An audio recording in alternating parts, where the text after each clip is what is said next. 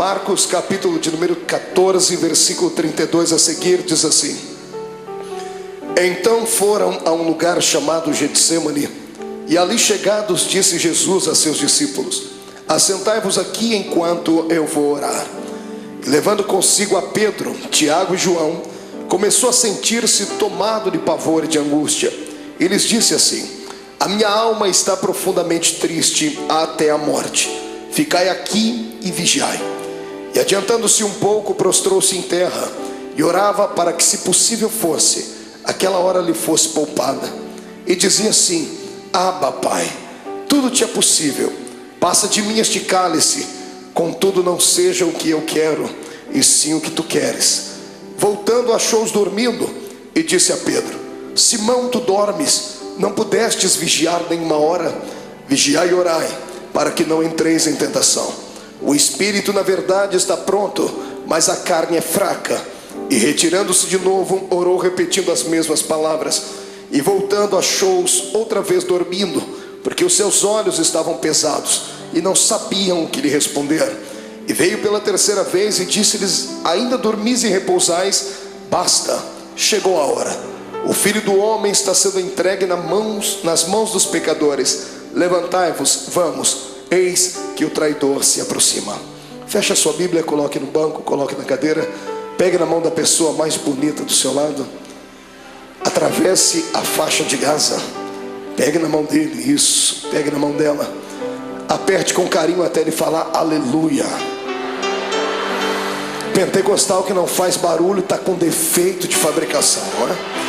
Vamos orar. Senhor Jesus, eu te exalto, eu te glorifico. Te exalto porque o Senhor é rei. Te glorifico porque o Senhor me deu a honra de ministrar aos seus súditos nessa noite. Te exalto, ó Deus, porque eu sei em quem tenho crido. E te glorifico porque sei que o Senhor já está atento às nossas orações esta noite. Eu não tenho sombra de dúvidas do seu mover neste lugar hoje. E eu quero agora lhe fazer dois pedidos que costumeiramente faço. O primeiro é que ao redor da Assembleia de Deus do Bom Retiro, num raio de 5 quilômetros quadrados, onde houver um demônio alojado agora, eu quero dar a esses demônios 5 segundos para desaparecerem daqui. Porque se não sumirem, serão queimados pelo poder da glória do Senhor que vai ser manifesta neste ambiente. O segundo pedido a Deus é um pedido de atrevimento espiritual. Se ainda tem um crédito no céu contigo como pregoeiro da sua palavra, abre a porta do seu palácio sobre nós agora e manda do céu para a terra uma comitiva angelical. Eu quero pelo menos 8 serafins aqui nesta igreja. A palavra serafim significa aquele que arde em fogo. Portanto, Senhor, eu quero 8 anjos de fogo aqui neste templo agora. Quero 2 aqui nesta tribuna, uma à minha esquerda, outra à minha direita. Quero 2 na entrada deste santuário e 4 seres esparramando brasas de fogo na nave da igreja. E onde houver um crente batizado com o Espírito Santo, renova ele, meu Senhor.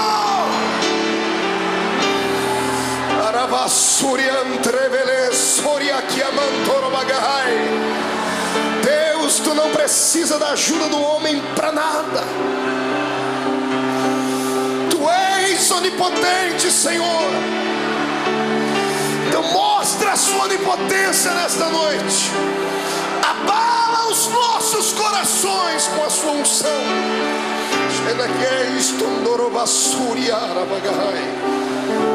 Muito obrigado, Jesus. Fica conosco aqui.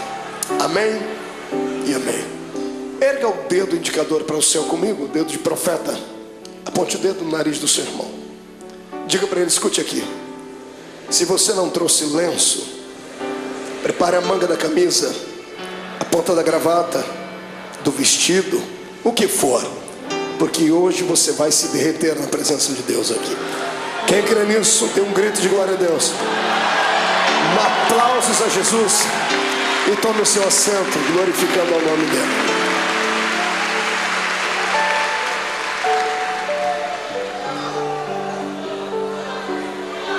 Aleluia. Oh glória. Terá la suria anderei chorodava.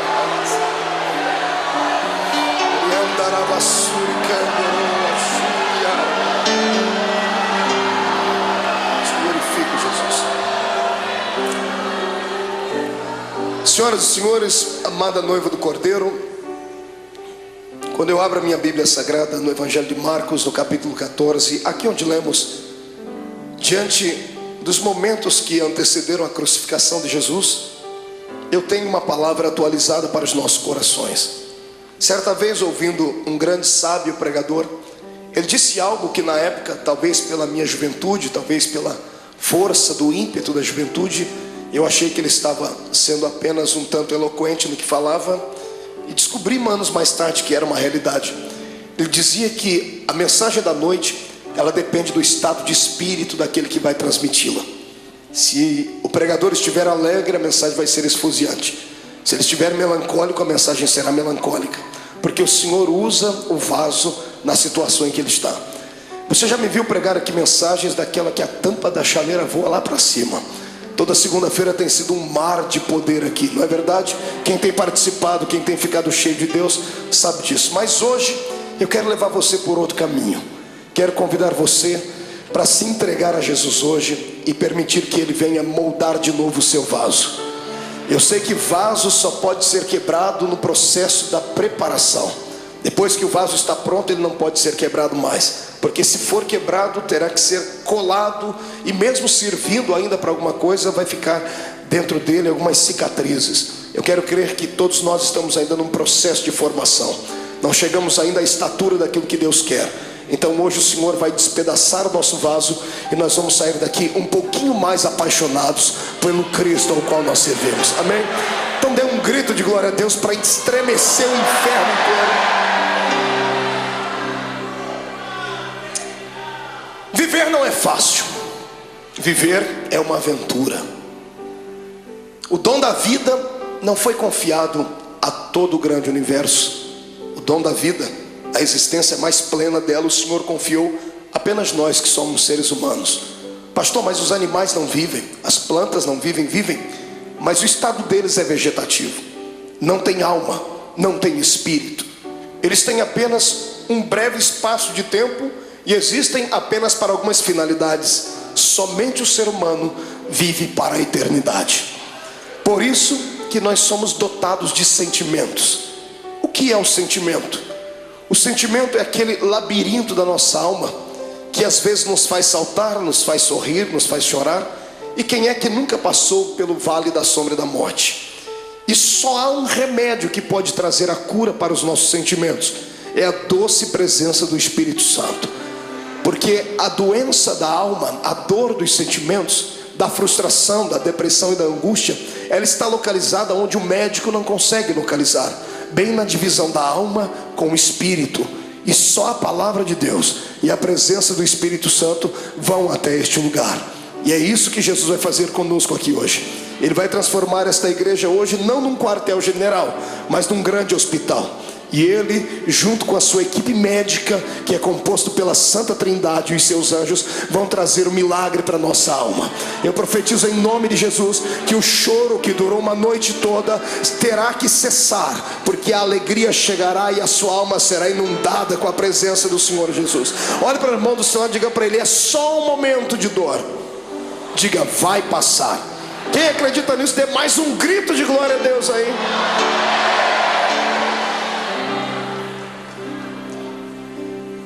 Quando eu olho para Jesus e fico às vezes tentando usar o meu raciocínio humano, por que é que ele veio? Alguns pensam que ele veio à terra apenas para implantar mais uma religião. Não era isso. O mundo já tinha muitas religiões. Já haviam religiões perfeitas aos olhos do homem. Já haviam religiões cheias de legalismo. Já haviam religiões amparadas por um sistema filosófico de poetas, como eram os epicureus. Amados, já havia muitas e muitas igrejas na época. Então a pergunta continua: por que é que Jesus veio à terra? Ele não veio à terra simplesmente por vir, como cantava Raul Seixas em uma música onde ele apontava o dedo para o nosso Salvador e chamava Jesus de ridículo, dizendo que ele não era besta para dar uma de herói. Jesus não foi apenas um herói, não foi apenas um mártir. Ele não saiu do céu apenas para fabular e confabular uma história. Jesus deixou as regiões celestiais motivado por um sentimento nobre e perfeito. Ele foi motivado pelo amor. Ninguém entende mais de amor do que Deus. Por isso a Bíblia diz que o amor de Deus foi pleno, porque Ele amou o mundo de tal maneira que deu o seu Filho unigênito, para que todo aquele que nele crê não pereça, mas tenha a vida eterna. Tentando indagar a Deus, fiz isso algumas vezes, perguntando então por que é que Jesus veio à terra, porque o Senhor não poderia usar outras pessoas para que isto acontecesse. O Senhor me disse: você não leu a Bíblia direito, porque desde o Gênesis eu tenho levantado homens para serem exemplos, mas todos eles têm fracassado.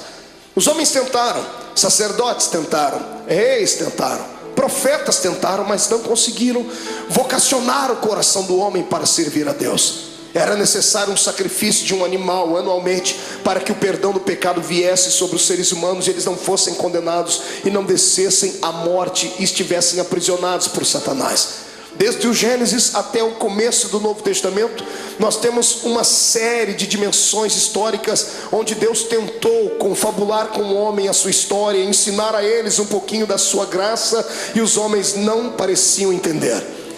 Foi então que Deus teve uma atitude divina. Só alguém que é divino faria isso. A minha Bíblia diz na boca de Paulo que ele, mesmo sendo Deus, não teve por usurpação ser igual a Deus. Antes aniquilou a sua forma divina e desceu na terra e se fez carne. Aqui começa o mistério da minha vida e da sua. Aqui começa uma das explicações para as grandes perguntas da vida, das crises existenciais, que nem Freud conseguiu explicar. Por que é que estamos aqui? Todos nós fazemos parte de um plano majestoso e maior, de um plano que não nasceu na mente de homens, nasceu na mente do Todo-Poderoso Deus. No meio do caminho houve percalços, houve bloqueios, e Deus então, para reconstruir a sua história, o seu plano original, Ele teve que sair do céu e vir ser um entre nós. A minha maior alegria como homem nesta terra, como pregador do Evangelho, não é ter viajado por mais de 40 países do mundo. A minha maior alegria não é passar pelas ruas das cidades e ver um crente me reconhecer, ou saber que Jesus me deu um ministério abençoado. Não, a minha maior alegria se consiste nisso, em saber que eu tenho alguém lá em cima no céu, que para poder entender as minhas fraquezas e falhas, teve que sair de lá e vir experimentar um pouquinho desta vida triste e pequenina dos mortais. Amados, para que eu e você não fôssemos destruídos, destituídos, amassados e jogados dentro de um buraco, Jesus teve que sair lá de cima para tentar compreender a nossa falibilidade. Eu falo isso com propriedade, porque o Deus que está acima do céu nunca pecou, nunca sentiu dor, nunca foi desprezado a ponto de sentir náuseas e vontade de morrer enquanto estava lá em cima no céu. Eu penso que o próprio Deus falava com o Filho e com o Espírito Santo lá em cima, dizendo: por que será que esta raça humana não conseguem ser aquilo que eu quero que eles sejam? Se você pegar o Velho Testamento e ver o pensamento de Deus, se você torcer as páginas do Velho Testamento, vão sangrar, porque o Senhor havia ditado a sua lei. O homem que não pudesse caminhar junto com ele era logo destituído. O homem que não pudesse ser santo era logo morto. Veja o Deus do Velho Testamento trabalhando, abrindo a terra, engolindo homens. Por que é que Deus trazia morte e o terror sobre o seu povo? Pensava ele que aqueles que permanecessem vivos, olhando aqueles que foram punidos, se converteriam, seriam mais santos, seriam mais produtivos. E Deus via que, pelo contrário, aquilo parece que trazia, ao invés de temor, trazia ira no coração dos seres humanos. E alguns, por pura rebeldia, tratavam logo de desmerecer a Deus e de serem inimigos dele. O Deus do Velho Testamento tentou, ele fez de tudo que estava na sua mão para fazer, e até o ponto dele chegar no céu, sentado no trono, e dar um grito sobre aquilo que Isaías escreveu no seu livro, gritando bem alto: e agora? A quem eu enviarei? E agora quem há de ir por nós? Porque na terra não tinha ninguém justo o suficiente. Os homens não aceitaram o Deus Jeová, aquele que quando vinha em cima de uma nuvem, fazia tremer os montes, fazia os seus relâmpagos engrandecer o coração dos homens, e os homens não aceitaram. Então o Senhor está no céu, tentando encontrar uma nova maneira de atuar, e a maneira foi aquela mais talvez não pensada, mas que chegou a chocar o próprio Deus. O seu filho, sentado à sua direita, se levanta e diz: Pai, está chegando a hora então de nós tomarmos uma atitude divina.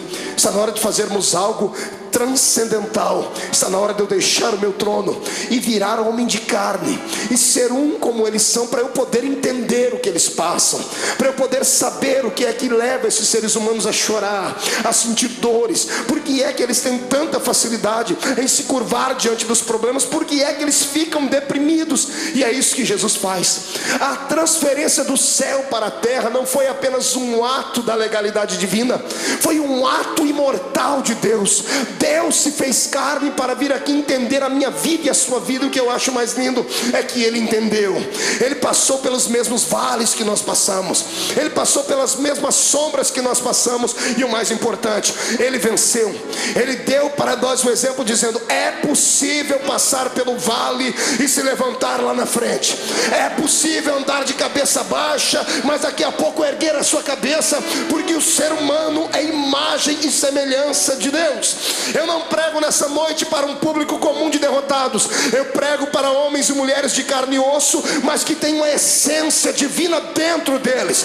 Eu olho para fora e vejo a embalagem, mas o conteúdo desses que me ouvem é um conteúdo transcendental.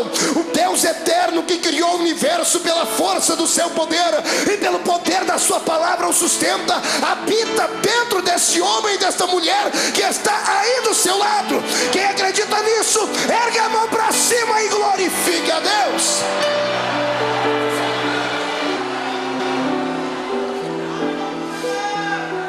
Para tentar entender por que é que a gente chora, grita, geme, sente agonia, Jesus passou pelo mesmo caminho. Estava chegando os últimos dias dele na terra. Ele sempre foi um homem de oração. Eu amo Jesus por causa dos seus ensinamentos, aqueles que ele dava com a sua boca e aqueles que ele exemplificava. Sempre que ele queria exemplificar alguma coisa, ele usava os seus apetrechos divinos. Todas as vezes que ele operava um grande milagre, ele se escondia no meio do mato para orar. Diferente dos seres humanos do século 21. Toda vez que temos uma vitória, a primeira coisa que fazemos é ir para um restaurante comer uma boa picanha. Fazemos festa, não é verdade? Fazemos uma viagem, empreendemos uma ida até a beira da praia. Jesus sabia do perigo de se ter uma vitória. Toda vez que você tem uma vitória, o seu arqui-inimigo fica furioso muito mais do que antes, e ele vai preparar uma luta pior ali na frente.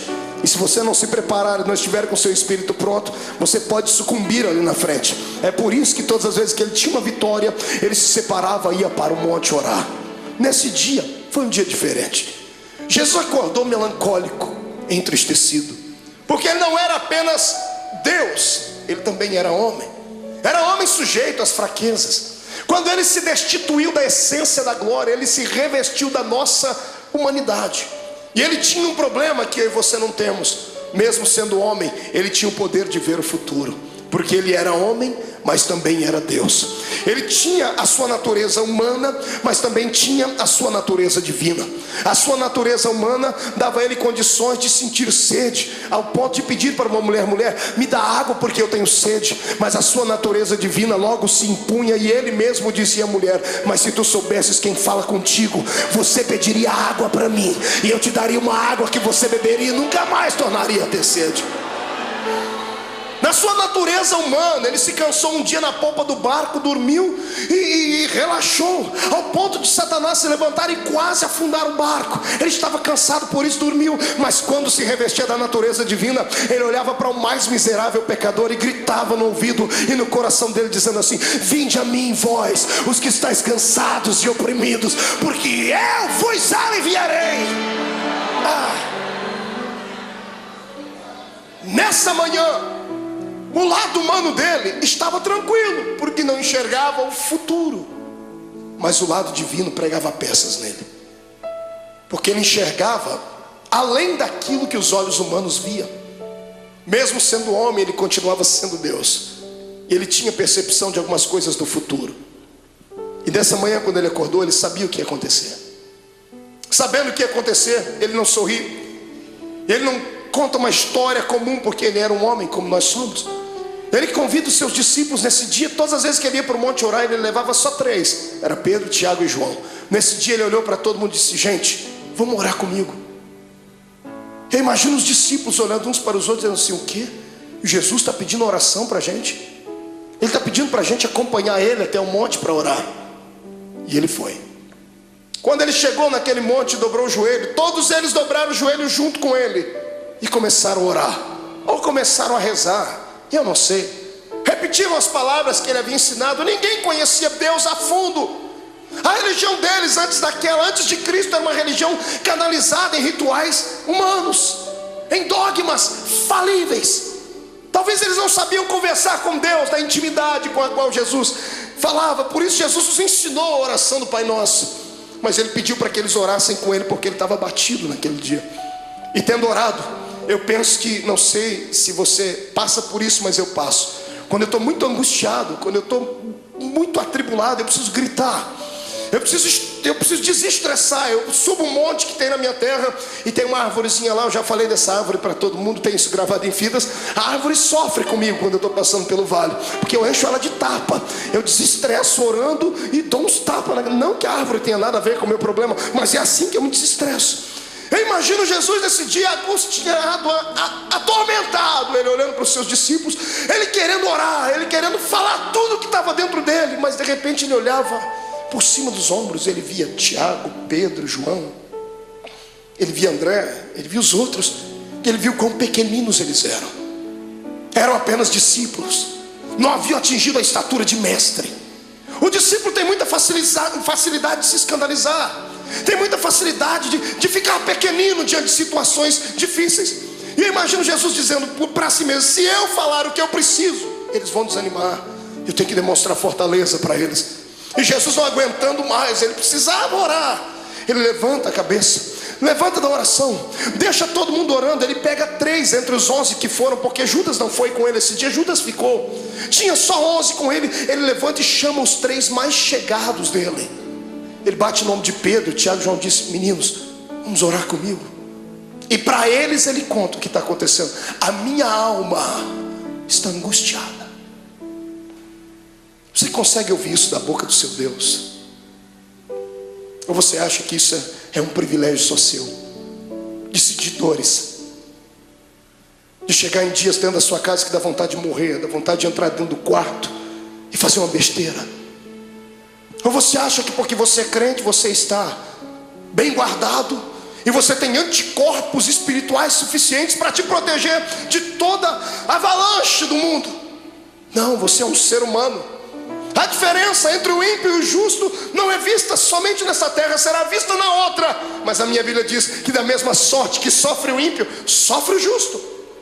A diferença não é em sofrer, a diferença é em como sofrer. O ímpio sofre desesperado, dá um tiro na sua orelha, fuma droga, injeta, bebe muito, até cair no chão, porque assim ele alivia a sua dor. Nós que somos crentes não fazemos isso. Mas quando temos os nossos problemas, nós entramos dentro do quarto e tomamos um chazinho da raiz de Jessé, e o Espírito Santo vem acalentar.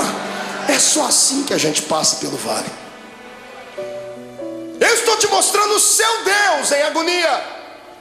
É bonito falar do Jesus andando em cima das águas, é lindo falar sobre ele multiplicando os pães, é poderoso falar sobre ele se transcendendo no Monte Tabor diante dos seus discípulos e falando com Moisés e Elias.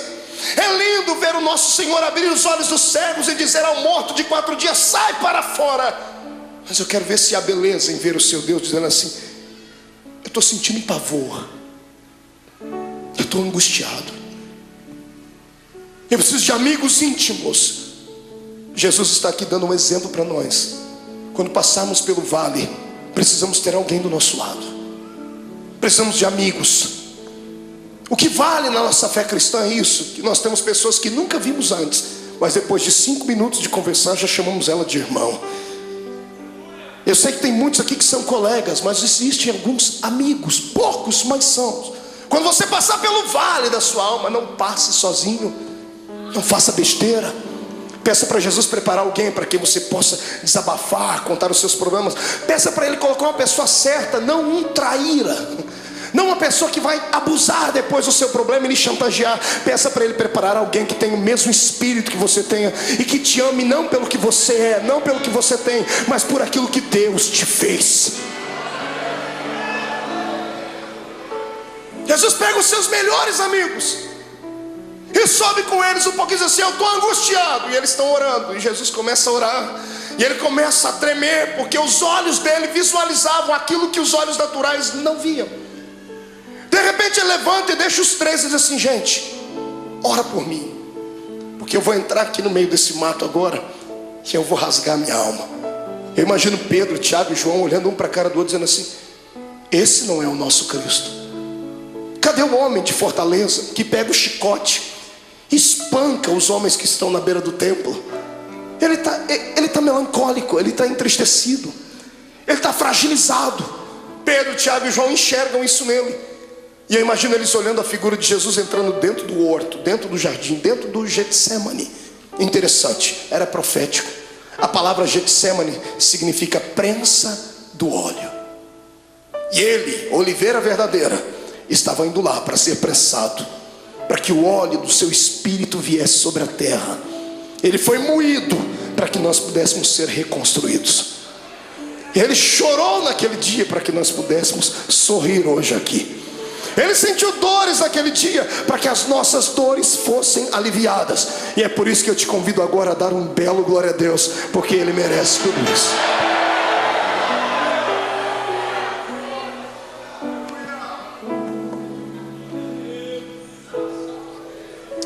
Ele começa a orar. Agora que não tem mais ninguém perto dele, ele rasga a alma e diz assim: Pai, eu sei que a hora é chegada, mas o meu lado humano não está aguentando. Então eu vou fazer um pedido ao Senhor: se der, Pai, passa de mim esse cálice. Se der, risque esse momento. Se der, me priva de sentir aquilo que eu já estou vendo que vou ter que sentir. Quando Jesus ora desse jeito, é posto uma vírgula na sua oração. Se levantam dois reinos do lado dele nesse momento: o reino de Deus e o reino de Satanás. Os anjos se calam no céu, o próprio Deus está em silêncio no céu olhando. Os demônios estão fazendo figa, estão torcendo, dizendo assim: se ele não for até o fim, não tem salvação. Se ele não for até o fim, o plano está mais uma vez destruído. E Satanás está lá orando para si mesmo, pedindo para que todos os poderes das trevas viessem trazer uma nuvem negra sobre Jesus naquele dia. E quando Jesus diz: Pai, se for possível, passa de mim esse momento, esse era o lado humano. O lado divino dele sobrepõe. E ele abre os olhos. E se como homem ele enxergava apenas o jardim naquela noite, se como homem ele enxergava apenas as árvores, o céu que devia estar escuro e o vento soprando, se como homem ele enxergava apenas pedras e relva, como Deus ele enxergou além de tudo aquilo. Ele enxergou além das pedras, além da relva. Ele enxergou além do tempo. Ele enxergou além dos séculos. Ele enxergou além do espaço. E sabe o que ele viu? Você.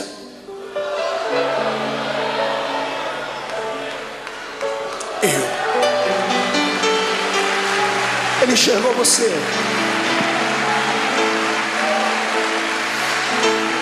Sabe como ele te enxergou?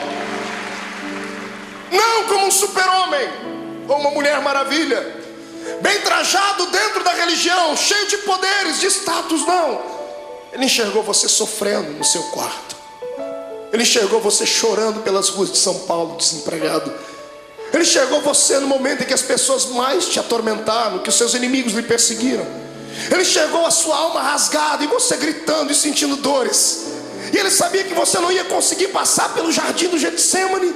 Ele sabia que você ia tentar correr de lá. Então ele entrou no meio e disse assim: Pai, já que eles não vão dar conta de ir, eu vou no lugar deles.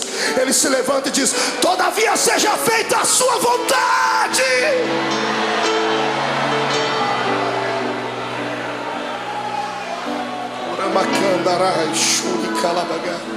Feche seus olhos por um momento. Eu sinto que a noite deste dia vai ser diferente. Não sou só eu que estou passando pelo vale, estou sentindo dores. O Senhor está me dizendo que tem pessoas que entraram aqui gemendo hoje. Tem pessoas que essa segunda-feira perdeu o sentido para ela. O feriado não teve alegria nenhuma. Tem gente aqui dentro que sequer conseguiu dar um glória a Deus, e não é porque não queria, é porque a sua alma está mais atormentada do que tudo. Veio buscar aqui hoje, nessa noite, um escape. Tentou enxergar aqui uma luzinha no fundo do túnel. Em nome de Jesus, como profeta do Deus vivo, eu profetizo que o tempo de cantar chegou. Os espíritos de tormento, os espíritos de acusação, os espíritos que provocam o seu espírito, te deixam abatido, chegaram até a porta do templo, mas tiveram que voltar. Quando eu fiz a oração inicial, eles tiveram que recuar 5 quilômetros. E eu te dou uma palavra de Deus: eles não vão voltar. Você vai sair daqui hoje de cabeça erguida, sorridente, alegre, de paz, cheio de Deus. Vai entrar na rua da sua casa com a coroa da vitória. Você não é um derrotado, você não é mais um. Você nasceu para a vitória. Quem acredita nisso, adore ao Senhor.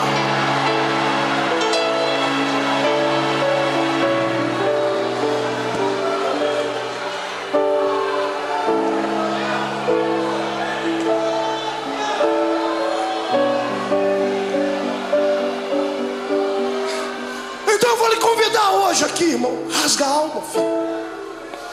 Chora. Vomita tudo que está dentro da sua alma, põe para fora. Porque você não é um super-homem. Não se autoflagele. Eu sei que você hoje orou como Paulo: Senhor, o que eu quero fazer sempre eu não faço, o que eu não quero eu estou sempre fazendo. Senhor, eu tenho um espinho na carne. É como se o mensageiro do diabo viesse, me esbofeteasse e me jogasse no chão. Eu quero que você ouça aquilo que Paulo ouviu. Deus se levantou do trono e não acusou ele, não apontou o dedo. Deus olhou para Jesus do lado dele, viu a mão furada, viu o sofrimento do filho e disse assim: ô Paulo, fique tranquilo. Como, Senhor? Eu estou angustiado. A minha graça te basta. Senhor, não é o suficiente, então eu vou preencher agora. O meu poder se aperfeiçoa na sua fraqueza. A matemática de Deus é diferente. E eu profetizo que aqueles que entraram fracos aqui dentro hoje, Satanás não vai ter coragem de cruzar o seu caminho por pelo menos um mês. Eu profetizo em nome de Jesus que aqueles que entraram aqui entristecidos, chorosos, estão recebendo hoje o revestimento do Espírito. Vão sair daqui armados até os dentes. Eu digo aos demônios: caiam fora da vida dos servos de Deus, porque o poder do Senhor se manifesta. Mão direita para cima. Faça um carinho nas costas do seu irmão. Diga para ele: a angústia, o pavor, a angústia e a tristeza, a angústia e o abandono são o caminho mais fácil, mais rápido de tocar o coração de Deus.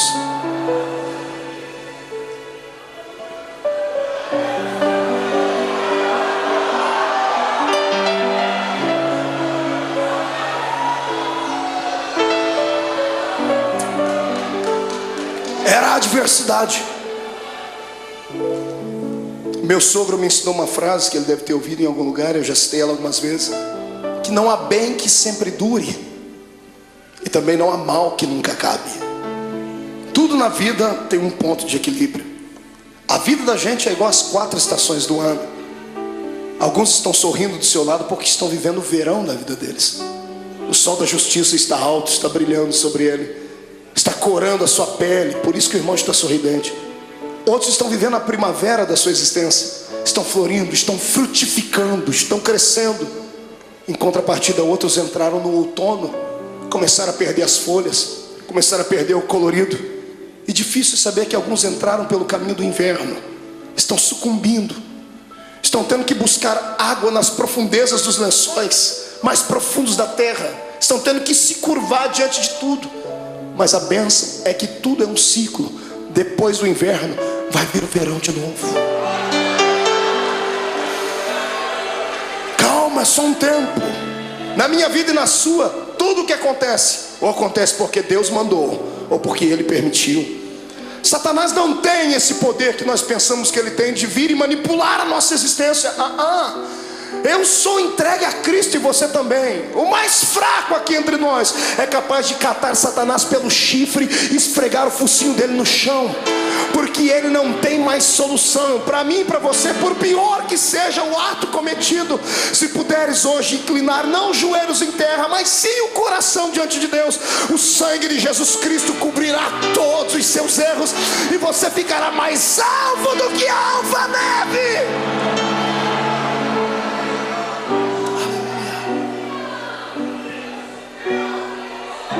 Mas escute, o que é para você passar, ninguém vai passar no seu lugar. E tem épocas na vida que a gente tem que passar sozinhos. Tem vale que não tem amigo íntimo, ninguém. Tem coisas que somos só nós e Deus. E o pior é que nesse exato momento parece que Deus nos esquece. Eu não sei o que é pior, a correção de Deus ou o silêncio dele.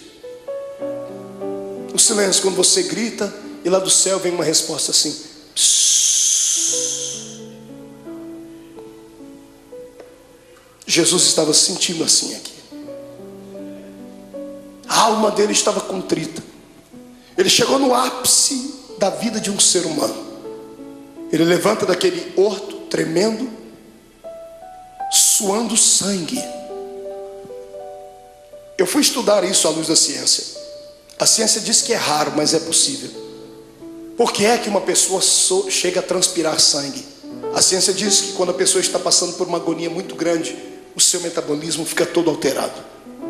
3 coisas podem acontecer. Primeiro, ela pode sofrer um infarto no miocárdio, porque a adrenalina correndo pelo seu corpo, o coração não dá conta de bombear tanto sangue e pode explodir. Segundo, quando a etapa do coração é vencida, as veias do cérebro não suportam, a pessoa pode sofrer um derrame. Terceiro, quando é vencida a etapa do coração e da mente, aí os poros se dilatam e o sangue que está sob pressão dentro do corpo, ele sai pela pele. Como Jesus não podia morrer de ataque cardíaco, nem podia morrer de derrame cerebral, porque a cruz estava preparada, o sangue dele saiu pela testa, pelos poros. Eu queria que você imaginasse a afeição do seu Cristo quando ele passou a mão na testa e viu o sangue. O lado humano dele deve ter se contorcido, mas era preciso passar por aquele vale, era preciso ir até o fim. Ele levanta dali como um vitorioso. O reino das trevas está abalado porque acharam que ele ia parar naquele momento. Ele levanta e pega os discípulos dormindo. Que decepção. Mas ele sabia que eles eram fracos. Ele olhou para os discípulos, acordou e disse assim: nem uma hora pudestes velar comigo? E os discípulos já correm e dobram o joelho. Jesus diz: não, agora é tarde. Eis que o Filho do Homem será entregue na mão dos pecadores. Quando ele acaba de fazer isso, eles ouvem passos de uma multidão de homens que vem vindo. Tochas acesas vêm iluminando o caminho deles, liderado por alguns homens da religião judaica. E no meio da multidão Jesus viu um rosto conhecido, o rosto de um dos seus discípulos. Esse discípulo vai dar um beijo em Jesus. E aqui eu começo a aprender com Jesus coisas lindas, coisas que nós não aprendemos com o ser humano. Quando Judas dá um beijo nele, Jesus era tão amável, ele acreditava tanto no poder que ele tinha de envolver as pessoas, ele tinha tanta pena da alma do ser humano, que quando Judas lhe beijou, ele já sabia o motivo. Ele poderia ter expulsado Judas. Imagine você sabendo que uma pessoa que com um beijo ela vai lhe levar à morte. O que você faria? Esmurraria ela? Arrancaria a cabeça dela? O que é que você faria? Pois Jesus olhou para ele depois do beijo e disse assim: amigo. Jesus não era hipócrita, nem falso. Mesmo Judas traindo ele, disse: você ainda é meu amigo. Essa palavra vem de encontro àqueles que durante essa semana traíram Deus. Traíram Deus com seus atos, traíram Deus com as suas palavras, negaram Jesus com seus feitos. Porque eu creio que eu não estou pregando aqui para uma assembleia de homens puros e mulheres purificadas, porque se todos aqui fossem santos à estatura que pensam, não estariam sentados nesse banco, estariam voando com os anjos aqui. Eu sei que estou pregando aqui para gente que passou pelo vale, porque o meu Deus não fala com quem está ausente, Ele fala com quem está presente. Mas Jesus manda dizer que Ele está apaixonado pela sua fé, está apaixonado pela sua coragem. Você caiu, veio aqui se arrastando com a boca no pó, mas crendo no que está escrito, que o justo pode cair até 7 vezes, mas o Deus que ele serve, de todas elas o colocará de pé.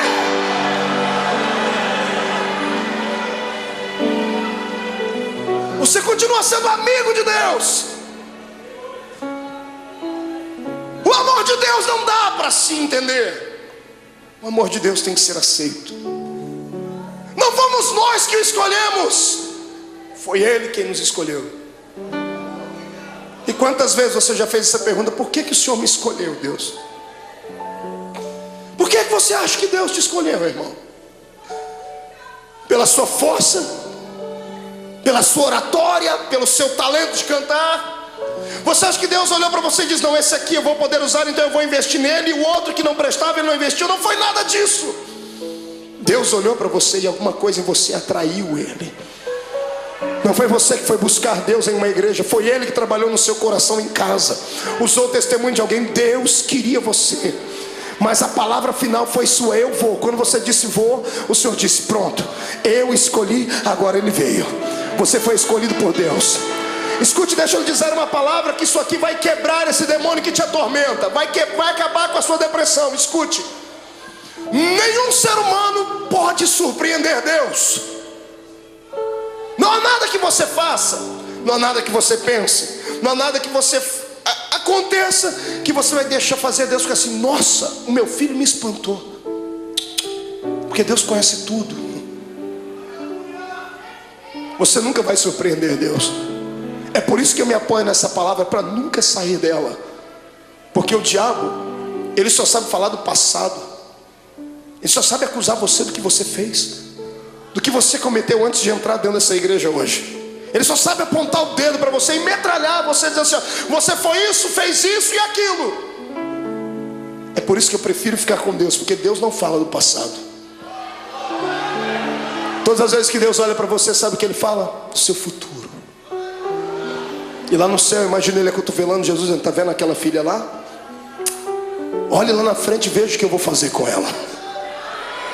Está vendo aquele homem? Olhe lá na frente e veja o que ele será.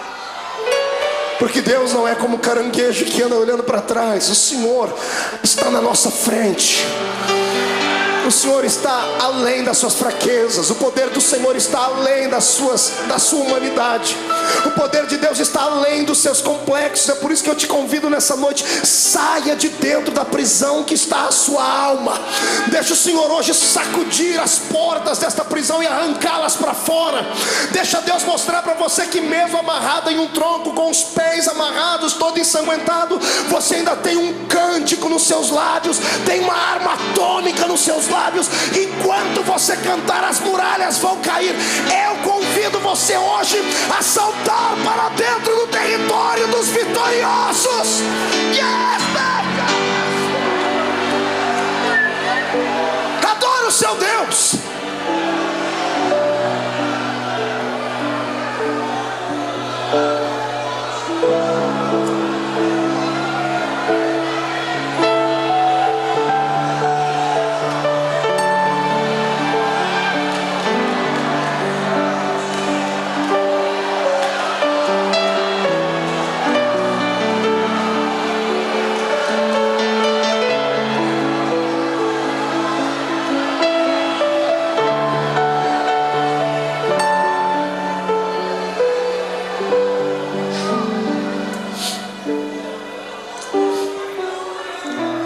É hoje o dia que Deus escolheu para arrancar você de dentro do quarto escuro da sua vida.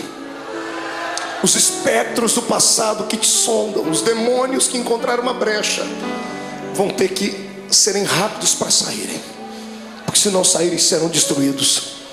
Eu vejo a força de Deus chegando para dentro de você. Eu vejo o Espírito Santo sentado nas asas do vento, trazendo em ambas as suas mãos brasa de fogo para purificar o seu pecado. E na mão direita dele uma unção de gozo para te fazer saltar pelo menos uma semana inteira. Em nome de Jesus Cristo, hoje é o dia da independência da sua alma. O Senhor te fará saltar muralhas. Quem acredita nisso, tire o pé do chão para adorar.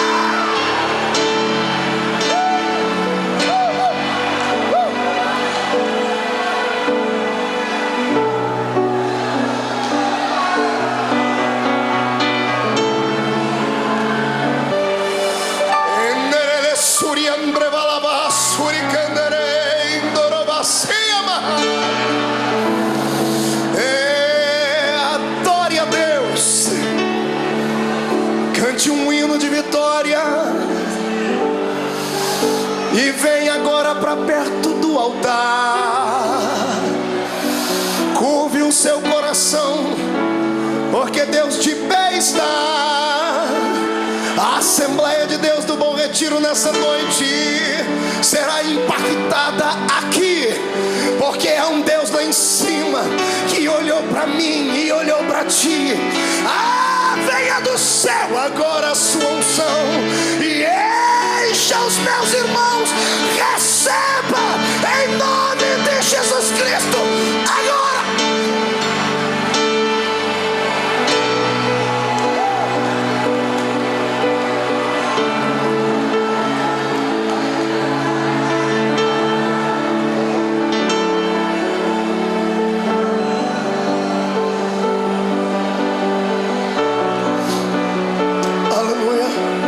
Sente um pouquinho. Olhe para cá.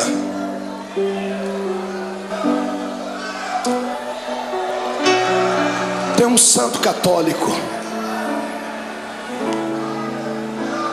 Ele foi canonizado pelos homens, mas o exemplo de vida e de fé dele impactou um tempo. Chamava-se São Francisco de Assis. São Francisco de Assis fez uma oração, e uma frase da sua oração eu peguei para mim, para orá-la sempre que eu estou passando por problemas. Ele disse assim: Deus, dá-me forças para suportar aquilo que eu não posso mudar. Gravou ela aí? Peça isso para Deus. Dá-me forças para suportar aquilo que eu não posso mudar. Tem coisas na vida que não dá para mudar. O filho que foi embora não volta mais. A doença que dizimou parte do corpo não tem como retroceder. O abandono, a tristeza, muitas vezes não tem como retroceder. Então peça para Deus te dar força para suportar. O que importa é em como enfrentar esse dia de dificuldade. É em como você vai enxergar o seu jardim. Você pode enxergar o seu jardim como sendo o ápice do abandono de Deus, ou pode enxergar o seu jardim como sendo o pódio da coroação da sua vida. Depende da maneira como você foi para lá. Jesus foi preparado para o jardim. Por isso ele orava antes, incessantemente. Por isso ele buscava Deus. Por isso ele passou 40 dias no deserto em jejum, porque ele sabia que a missão dele era grande, como a sua é. Sabe por que você está querendo parar? Porque você não se preparou. Tem levado uma vida de brincadeira, pensando que a igreja é apenas um lugarzinho de reunião social, pensando que a fé cristã é só aqueles dogmazinhos ensinados pelo pai e pela mãe. Não, a salvação não é hereditária. A salvação é pessoal, é uma experiência com Deus. Busque a sua experiência nessa noite. O Senhor transmutará esse coração de pedra num coração de carne, trará alegria para dentro da sua vida, e você vai ter força para viver. Lá está Ele. Olha o seu Jesus sendo preso. Quando os homens vêm prender ele tinha passado uma noite de oração. Às vezes eu tenho pena, entre aspas, dos demônios, porque eles vêm atormentar quando a gente está fraco na carne, mas o espírito está forte. Os homens chegam e Jesus pergunta para eles: a quem buscais? E eles dizem: a Jesus. Naquele momento ele não falou como homem, ele falou como o Deus lá do Êxodo. Ele olhou para eles assim: eu sou.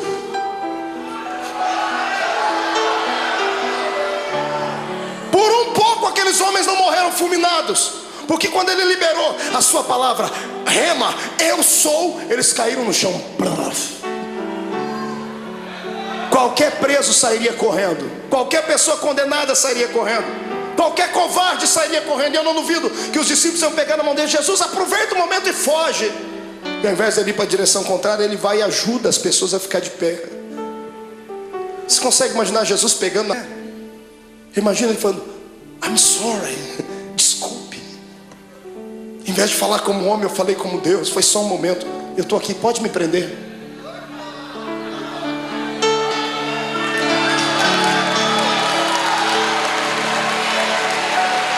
Me prenda.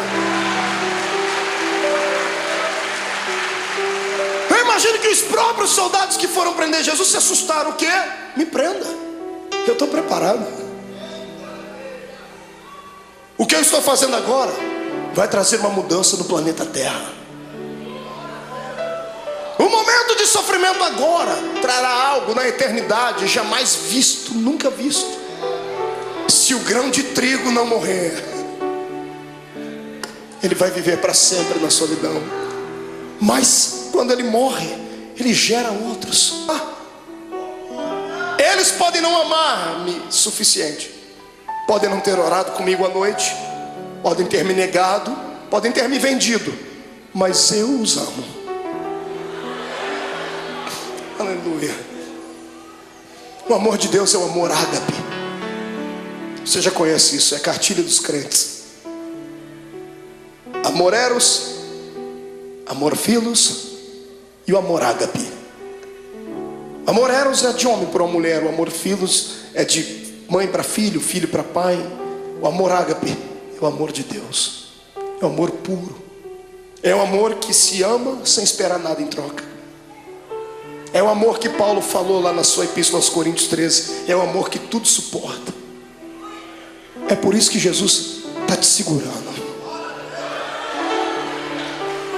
Aleluia.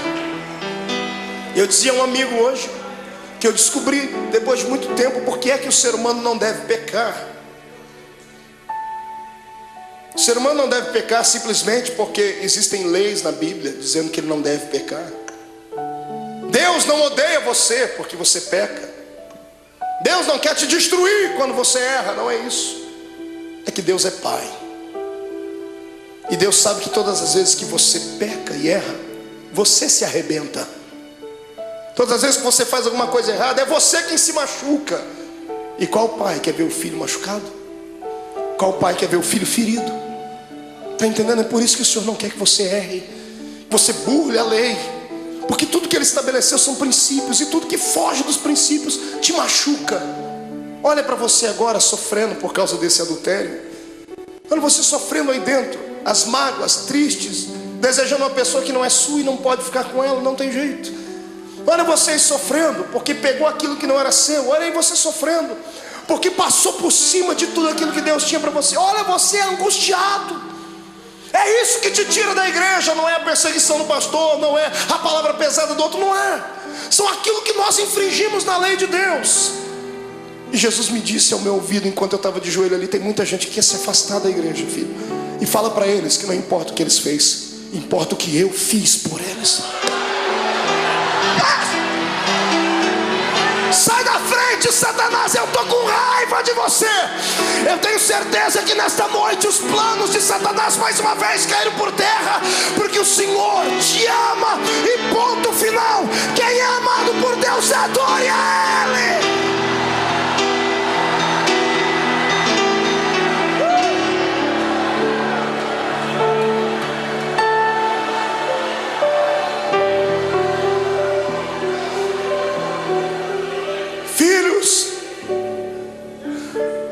A rejeição, a cruz, a agonia, vocês não vão suportar, eu suporto por vocês. E levaram ele como um preso comum. Fizeram do meu Jesus uma peteca. Caifás, Anás, Pilatos, Herodes, Pilatos. Ninguém achava nada de errado nele. Ele tinha palavras para incriminar os homens, mas ele se calou e não se defendia. Pilatos fica estarrecido e diz assim: que homem é esse? Pilatos queria soltar Jesus, mas o ego dele era muito massageado pelos judeus. Ele não queria perder a postura de um grande. Então, para alegrar o coração dos judeus, ele pensava que isso iria aplacar a ira deles. Ele manda chicotear Jesus. E pegam o meu Jesus, o seu Jesus, levam ele numa noite fria para um lugar, numa praça, amarram as mãos dele em uma estaca, deixam ele seminu. Aquilo era já motivo para matá-lo, porque todo judeu tinha vergonha de mostrar o seu corpo. Estava sendo humilhado, até que ele começou a ser flagelado. Azorrague era o nome da arma com a qual bateram em Jesus. 12 tiras de couro, na ponta de cada tira um osso de carneiro quebrado ou limalha de ferro. Cada vez que o carrasco batia nas costas do meu Jesus, 12 buracos ficavam nas costas dele. Paulo disse: assim como meu mestre, eu tomei uma quarentena de açoites menos uma. Foram 39 chicotadas daquela, mais de 460 cortes nas costas. O corpo não aguenta. Depois da 10ª chicotada, ele já estava pendurado. Ele poderia ter gritado, ele poderia ter aliviado um pouquinho da dor, porque quando gritamos, por um momento, há um bloqueio no cérebro e a dor passa instantâneo, por momentos, mas passa. Se ele gritasse, ele teria sentido menos dor, mas ele não gritou. Ele aguentou calado, porque sabia que você não ia aguentar. Sabia que eu não ia aguentar. Eu também, irmão, eu também.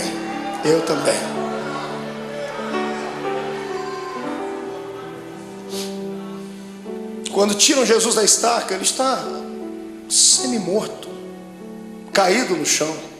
Alguém embrulha o corpo dele num pano, pensando fazer o bem, estavam fazendo o mal.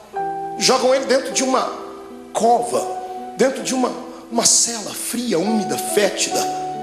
No outro dia de manhãzinha, Pilatos já havia se reunido com algumas pessoas. O povo não havia quem acalmasse o povo. O povo quer a morte dele. Pilatos se levantou e chamou a multidão e disse assim: olha, hoje é um dia especial. Hoje eu tenho direito e posso liberar o perdão para um preso. Vocês têm esse homem chamado Jesus e tem Barrabás. Barrabás era um terrorista, era um prisioneiro político. Era um homem que queria lutar contra o reino de Roma, por isso estava preso. Um homem zarrão, de quase 1,90 m, diz a história. E quando colocaram Barrabás e pegaram o nosso Jesus todo machucado de manhã, ele não jantou na noite, não tomou café de manhã. Ele estava fragilizado, com o corpo tremendo, perdeu muito sangue na noite. As pessoas olham para os dois e, pagos por dinheiro, gritam: solte Barrabás. Pilatos não entende o que a multidão está falando. Ele vai, lava as suas mãos, diz assim: bom, que caia sobre a cabeça de vocês o sangue desse homem. Os soldados ficaram possessos por demônios. Agarram o meu Jesus e o seu, e o pano que estava coberto sobre o corpo de Jesus havia colado nas feridas que estavam nas costas dele. 400 cortes abertos, o pano colou a noite toda ali. Um soldado arranca aquele pano com força, abrindo todas as feridas de uma só vez. Ele deve ter soltado um gemido muito forte. Para brincar com ele, porque alguém dizia que ele era o rei, fizeram uma coroa de espinhos. Cada espinho tinha pelo menos 9 a 10 centímetros de comprimento. Espinhos que eram capazes de perfurar uma madeira. E colocaram na cabeça do nosso Jesus. Colocaram uma capa vermelha sobre ele, bateram com uma cana na cabeça dele, para que a coroa fincasse mais ainda. E alguém dizia: tu não és o rei? Eis aí a tua coroa. Pegam o patíbulo da cruz, a haste onde os braços dele foram presos e fixos, colocam nos ombros dele, e ele sobe a via da crucificação. A cruz não podia ser posta inteira nos ombros de um preso, porque ela pesava quase 140, 150 quilos. Ninguém daria conta de levar. Era só a parte principal. Jesus está subindo aquela travessia. Aquilo era um show, era um espetáculo que todos aguardavam. Todo mundo estava esperando ver ali um preso político, um preso famoso. E quando muitas pessoas começam a ver Jesus passando ali, a agonia tomou conta do povo. Eu fico imaginando as pessoas que estavam lá naquele dia. Imagino Lázaro, o amigo de Jesus, do lado de Marta e Maria, as irmãs segurando ele. eu vou lá, eu vou soltar ele, eu vou fazer alguma coisa. Mas não vá, Lázaro, se for vai morrer também. Ele vai passando o olhar, ele vê todos aqueles para quem ele multiplicou o pão e deu na mão deles. Os amigos que ele tinha desferiram contra ele a traição. Pedro está andando do lado, triste porque já tinha negado Jesus. A mãe de Jesus vai ao longe, olhando o filho querido. No meio do caminho ele não aguenta. A Bíblia não diz, mas é possível que Jesus tenha tombado com o peso daquele lugar, daquela cruz, da haste daquela cruz, porque ele estava muito cansado, estava com fome, estava machucado. E o soldado romano, enfurecido, endemoniado, olha no meio da multidão, e para humilhar mais Jesus, escolhe um homem diferente no meio da multidão. Ele pega o Cirineu, Simão o Cirineu. Cirineu não era sobrenome. Cirineu falava do lugar onde ele havia nascido, Cirene. Cirene ficava na Etiópia. Era o único negro que tinha ali naquele dia. Pegaram um negro para colocar ali, para ajudar Jesus a carregar a cruz, dizendo: nenhum dos seus irmãos te amam. Colocaram um estrangeiro para ajudar Jesus a carregar a cruz. E eu fico aqui imaginando com a minha mente, ele está sofrendo, está morrendo e está ensinando a gente que quando passarmos pela nossa via da crucificação, não tiver nenhum amigo para ajudar a carregar a cruz, não tiver nenhum parente para ajudar a carregar a cruz, Deus enviará um estrangeiro para ajudar. Aleluia. E o mais lindo é que o estrangeiro já está do seu lado, o Espírito Santo. É Ele quem te ajuda a carregar a cruz. Está sentindo Ele aí, irmão? É por isso que está ficando mais leve a cruz. Eu não oro para que Jesus tire essa cruz dos seus ombros, mas eu peço para que Ele te dê força para carregar ela até o fim, porque vamos trocar as cruzes que nós temos por coroas do céu. Aleluia. Passe pelo vale dando glórias ao seu Deus.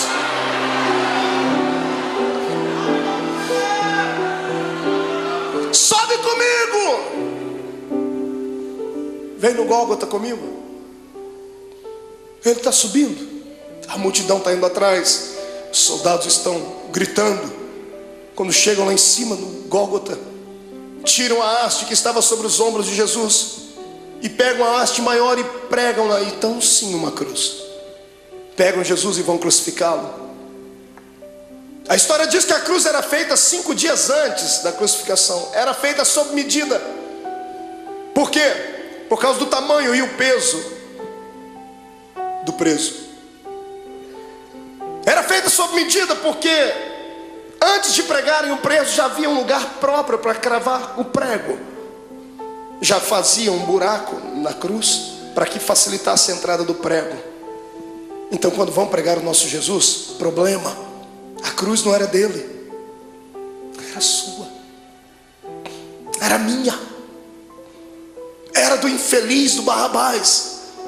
E os pecados de Barrabás, os meus e os seus, eram muito maiores do que tudo já imaginado. Os pecados da humanidade inteira.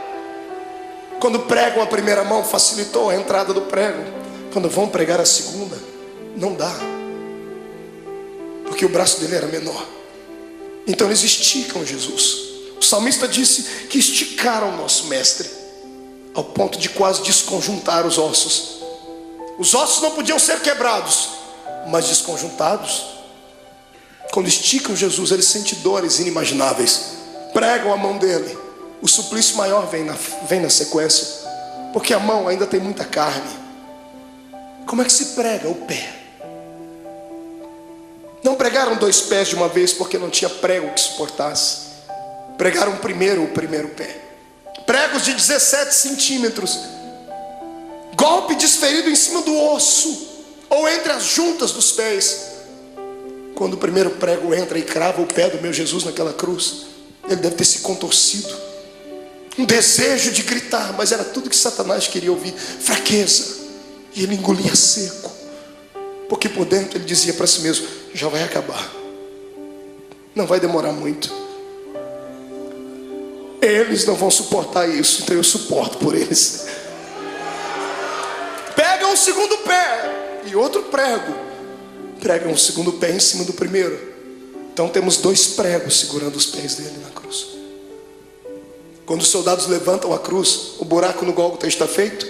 Levantam a cruz e eram presos. Você já viu algum policial tratar bem um preso?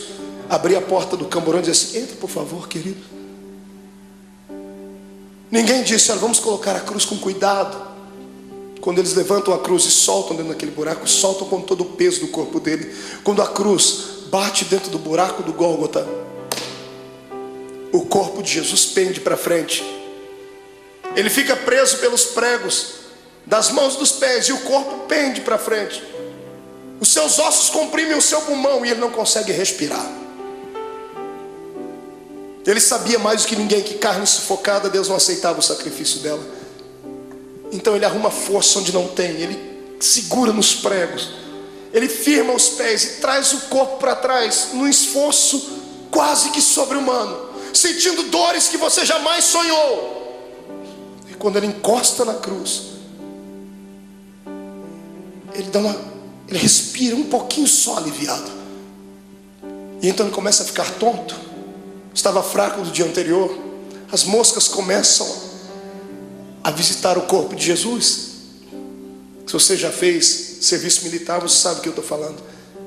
Quando você está diante de todo o esquadrão e um maioral está passando perto de você, você não pode nem se mexer. Posição de sentido.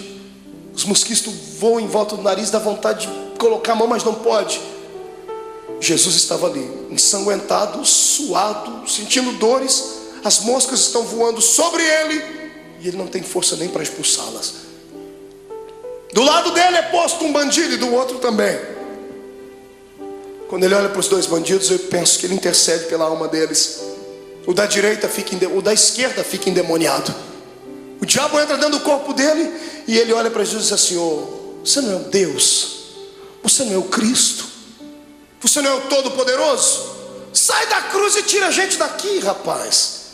Eu imagino a tristeza com que isso chegou no ouvido de Jesus. Pensa, você está morrendo por ele e ele está debochando de você. A dor daquilo deve ter sido maior do que a dor dos pregos, maior do que a dor do chicote, porque a dor do desprezo é maior do que tudo. Deus olhou do céu e disse: não, meu filho não vai ficar assim.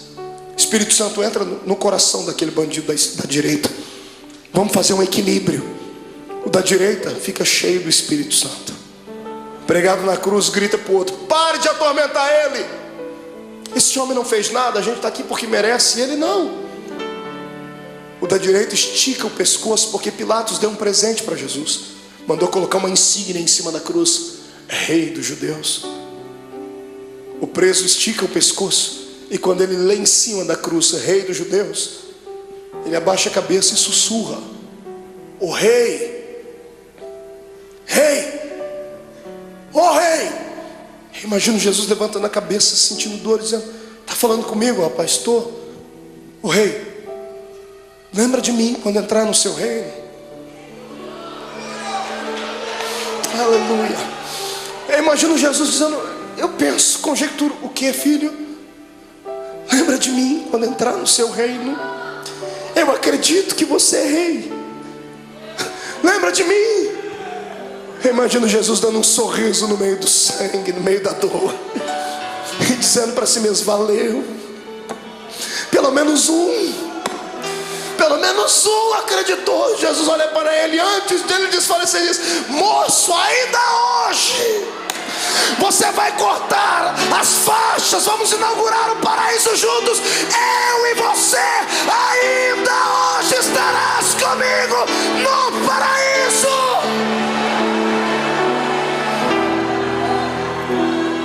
Era bacana.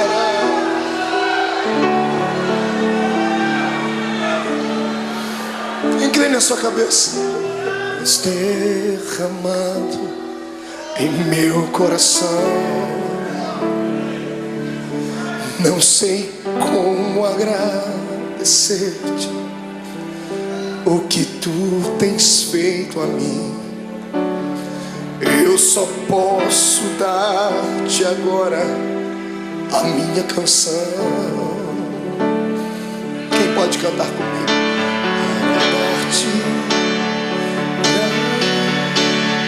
Vai, grita. Graças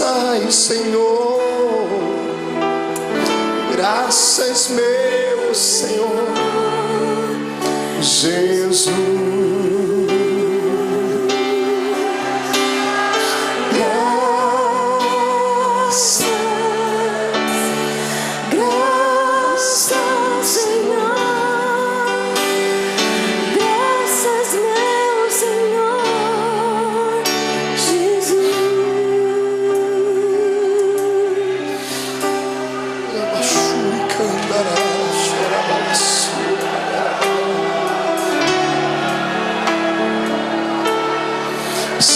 Diante do seu Deus, crente. Até você que não gosta de dar glória a Deus não pode ficar em silêncio agora. Até você que não gosta de dar barulhos tem que gritar agora.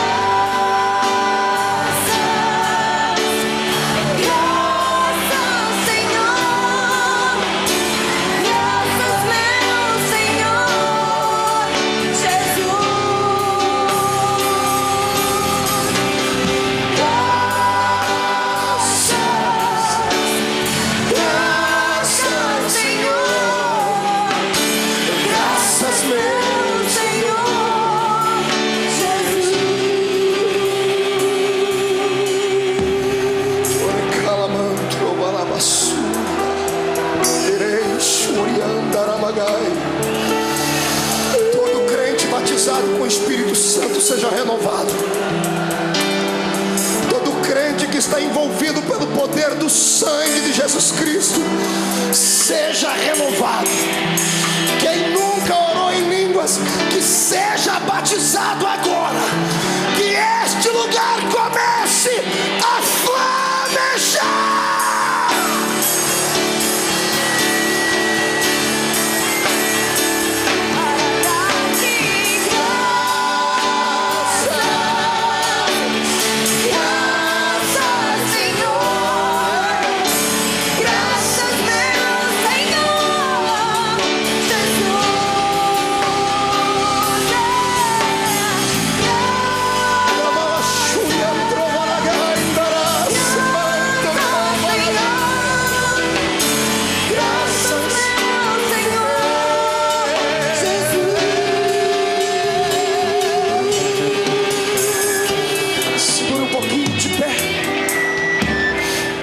Seu irmão,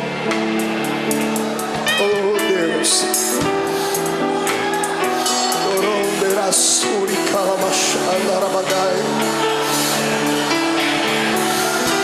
eu sinto o poder do sangue de Jesus aqui. O Senhor está perdoando pecados nessa noite. Aleluia! Sai da frente, Satanás! Estamos em guerra!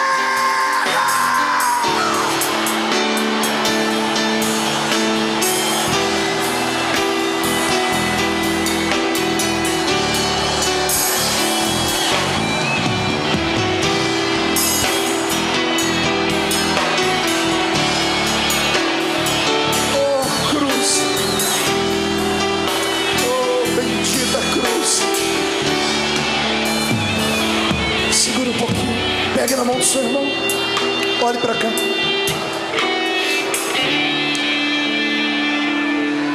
A agonia dele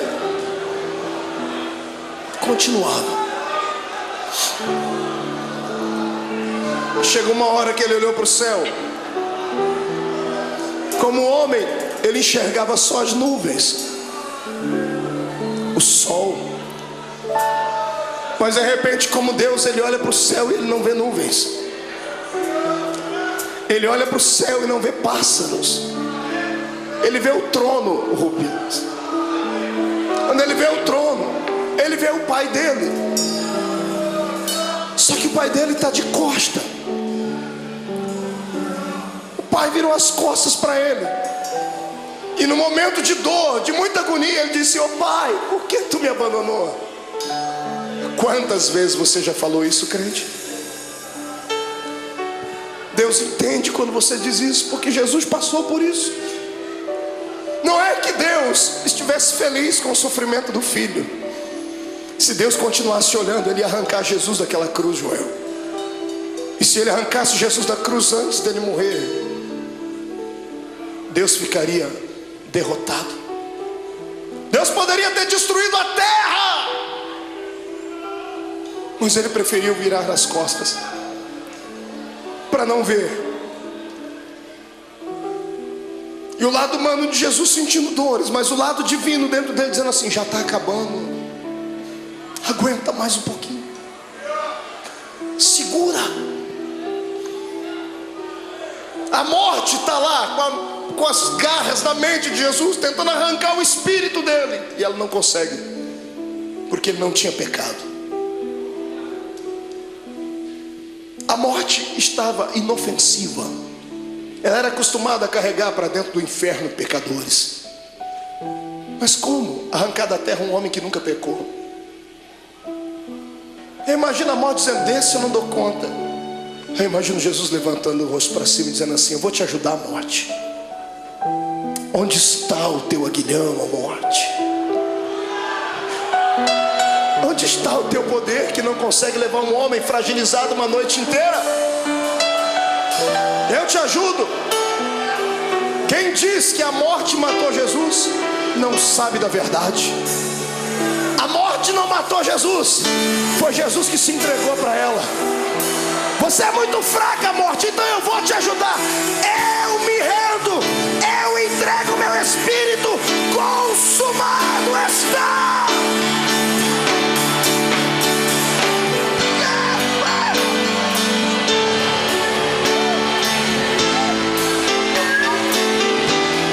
Este é o Cristo que tu serves.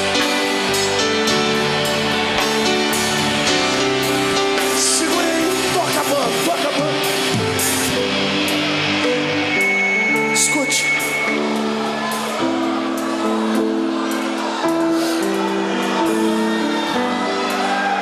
Segure só um pouquinho. Quando a cabeça de Jesus pendeu, o astro-rei deixou de brilhar. O cosmos e a natureza se curvaram diante do Rei eterno. As rochas se fenderam. O sol se escureceu. A multidão que gritou: crucifica-o, começou a bater no peito e dizendo: ele era Deus. O centurião que ajudou a fragilizar o corpo dele está embaixo da cruz, gaguejando e dizendo: esse homem era o Filho de Deus. Maria está embaixo, João está abraçado com ela, dizendo: aguenta, mãe, aguenta. Tiram Jesus da cruz. Ele morreu primeiro do que os bandidos. E um dia eu orei a Deus, Deus me revelou por quê. Por que Jesus morreu antes dos bandidos, irmão? Será que Jesus era tão fraco assim? Porque os outros bandidos também foram flagelizados. Por que Jesus morreu primeiro? Eu perguntei a ele um dia, e o que ele me respondeu: é só crente cheio do Espírito Santo para entender. Jesus nunca gostou da morte. E todo morto que cruzou o caminho dele ressuscitou. Todo. Ele chegou a parar velório, cortejo fúnebre. Jesus nunca gostou da morte porque ele era Deus. Ele sabia que o homem não foi feito para morrer. Toda vez que a morte cruzou o caminho dele, ele parou ela. Nesse dia, para não ver os dois morrerem antes, ele falou: eu vou morrer primeiro, porque se eles morrerem eu vou ter que ressuscitar eles aqui. Perto de mim ninguém fica morto. Aleluia.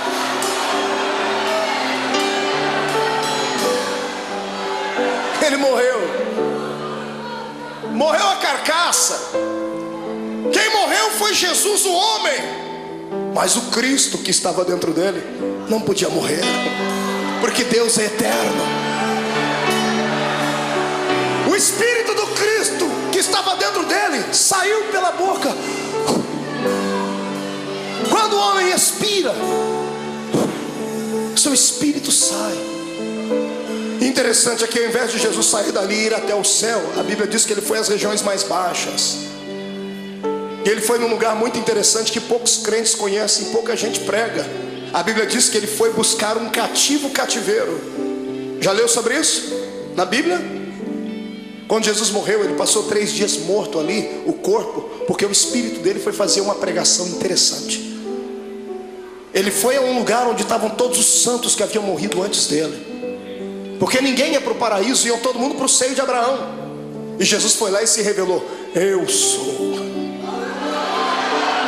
Eu imagino ele, que já estava com a chave da morte e do inferno na mão, indo lá, abrindo as portas das cadeias. Abrindo a porta, lá dentro tem alguém sentado assim: sai para fora, Daniel. Mas Senhor, quem és tu? Eu sou aquele que fecha a boca do leão.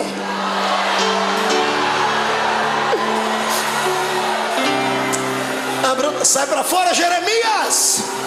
Quem é o Senhor? Eu sou o oleiro e você continua sendo vaso.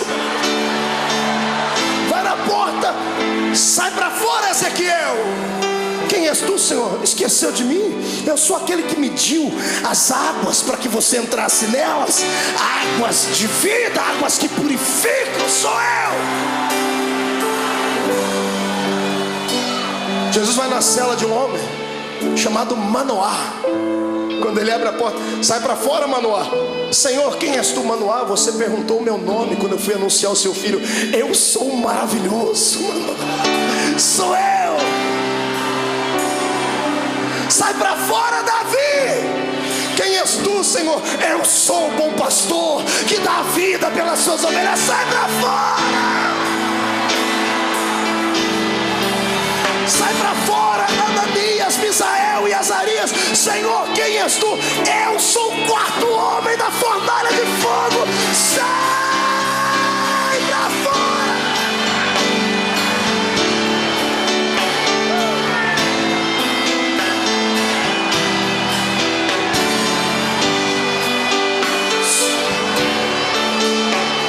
Segure. Jesus chega numa porta. Era um dos últimos a ter entrado lá antes dele. Ele abre a porta, está lá um sujeito de barba.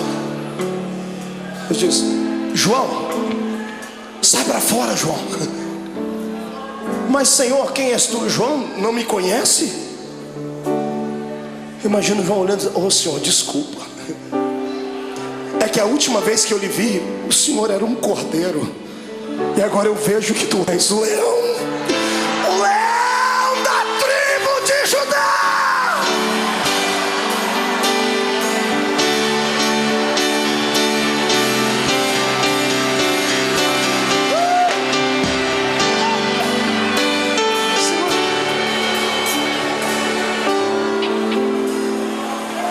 Momentos antes disso acontecer, Jesus fez uma visitinha lá na casa do diabo. Está todo mundo chorando aqui em cima, na terra, e tem um monte de demônio fazendo festa no inferno.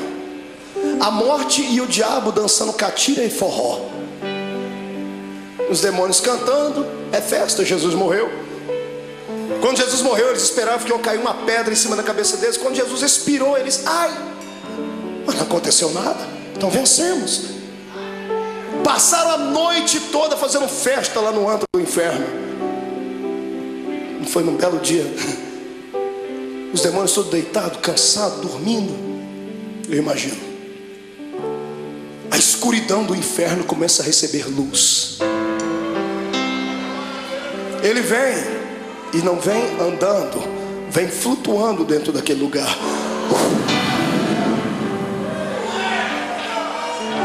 Quando a presença, a luz e o calor dele vai passando, demônios começam a gritar: ai, está queimando, é o sol. E alguém grita: é, mas é outro sol, é o sol da justiça que está entrando. Os gritos devem ter acordado o diabo e a morte. Jesus olha para a cara dos dois. Antes de falar com o diabo, Jesus vai no colarinho da morte, agarra ela pelo colarinho e diz: onde está a morte? Onde está o teu aguilhão, a morte? Jesus pega e joga ela para um canto. Jesus vai onde está o diabo, fala: Satanás, agora é contigo, seu infeliz. Me agonizou lá no monte, achou que eu não ia vencer. Eu vim aqui provar para você que é possível ser homem na terra e ainda ir morar no céu.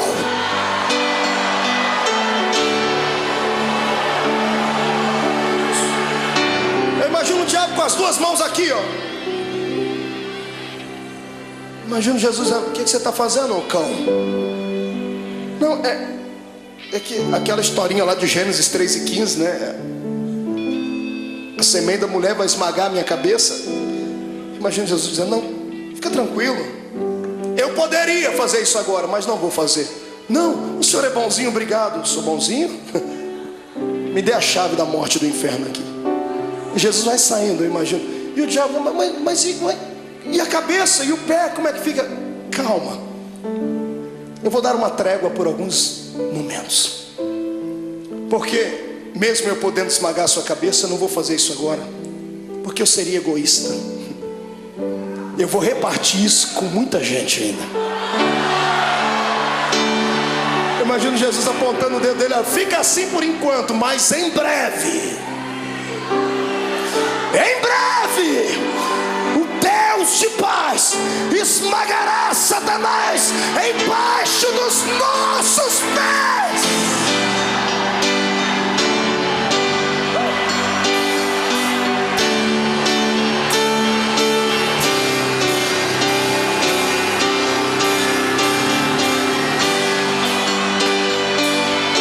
Segura, vamos encerrar.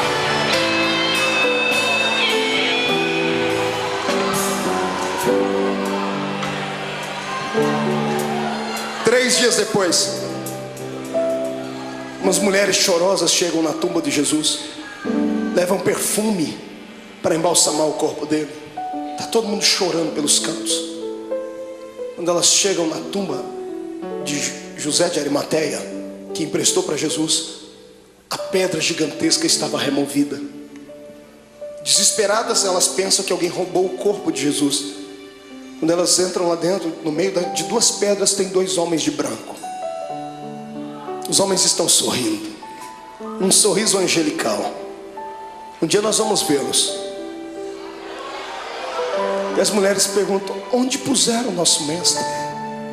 E os homens dão um grito para as mulheres: por que procurais entre os mortos aquele que vive? Ele não está mais aqui, ele já ressuscitou.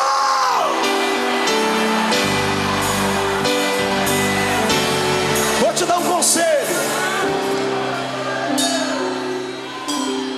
passe a quinta-feira da angústia, chegue na sexta-feira da crucificação e não se entrega. Se segura, porque o domingo da ressurreição vai chegar.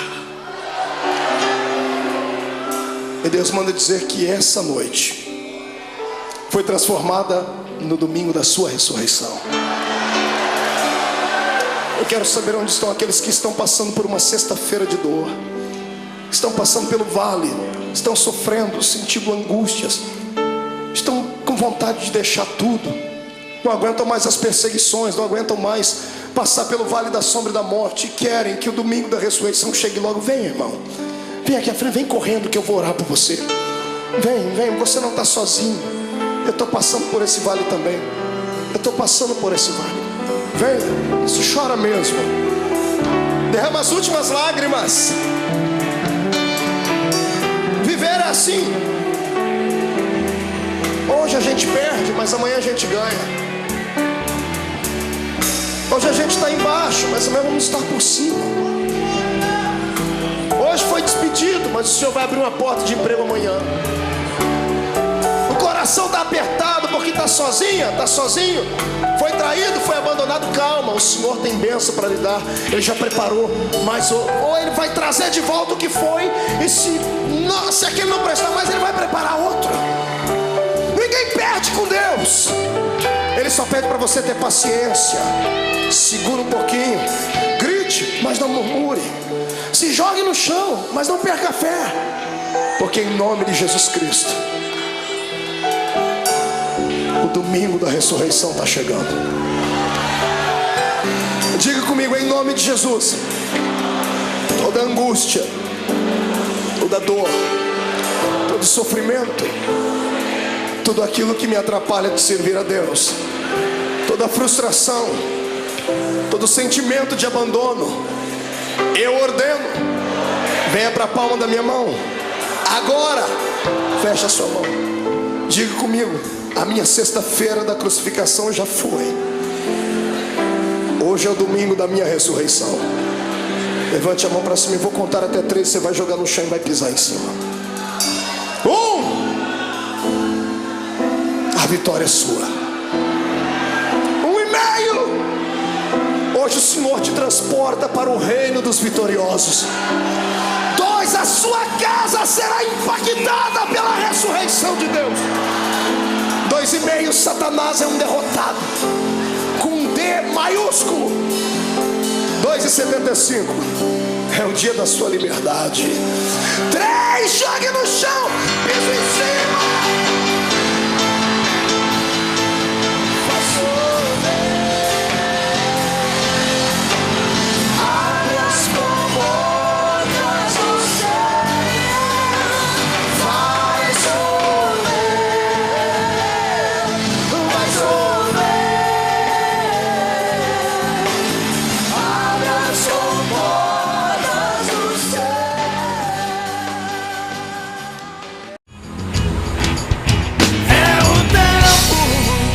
Viva